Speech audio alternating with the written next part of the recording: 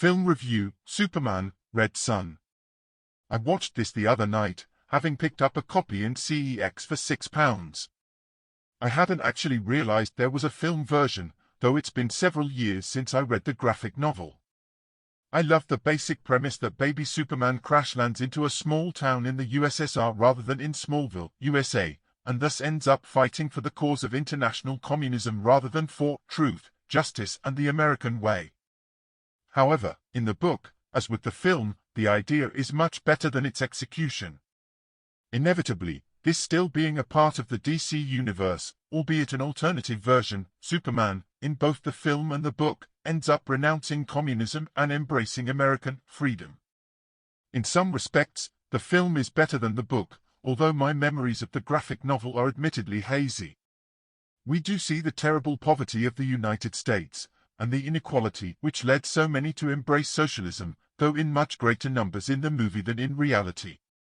And, through the use of Brainiac, a form of artificial intelligence which allows for the central planning of the economy free from human error and the difficulty of micromanaging the complexities of a modern economy given the limitations of the human mind, we do see the Soviet Union make giant strides forwards, quickly surpassing the leading capitalist economies once Superman, disgusted by his discovery of the existence of the gulags, eliminates Stalin and takes over the leadership of the Soviet superpower himself. The creation of Brainiac, which I don't remember from the book, is I think a particularly good innovation, with some basis in reality. In the 1960s, during the Brezhnev years, the CPSU did look at the idea of using modern computing power to assist in the planning of the economy. Allende in Chile is also said to have looked into the feasibility of this, before his popular unity government was overthrown and replaced by the brutal proto-Thatcherite Pinochet government in the early 70s. In both these cases, computing was still at stage that was too primitive to be useful, but Brainiac does make one think what might be possible today, given the exponential growth in the scope and power of information technology. There are some glaring weaknesses in the movie, however. Batman makes a rather pointless appearance as a sort of Soviet vigilante counter-revolutionary, and Wonder Woman is there only to mouth the words of uber-utopian feminism, expressing profundities like, even a Superman is still just a man, and as long as men are in charge, there will always be violence and war.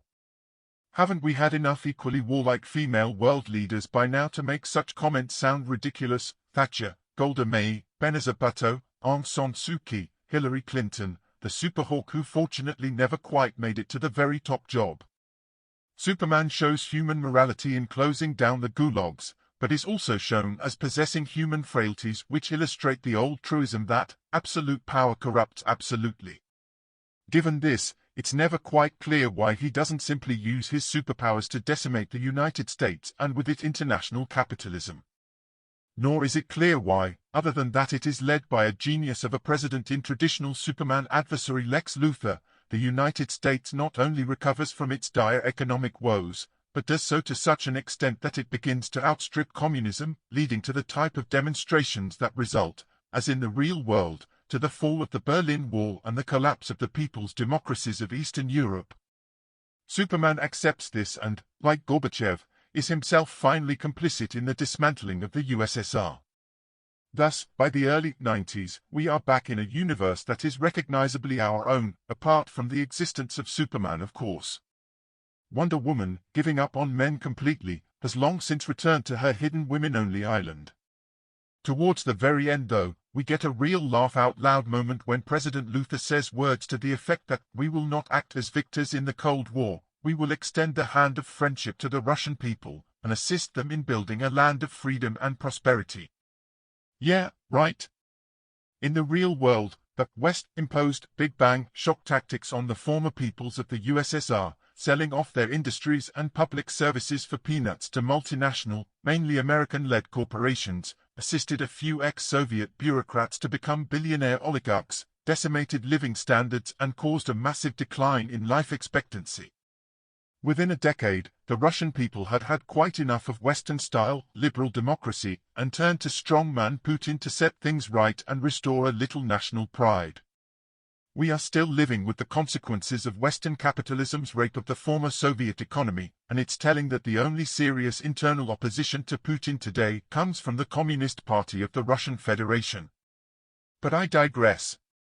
Red Sun is full of holes and weaknesses, but for anyone who combines some knowledge of modern history with an interest in the superhero genre, it's well worth watching, and might even make you think about how, in the real world, the geopolitical and economic order could have been, and could still be, so very different.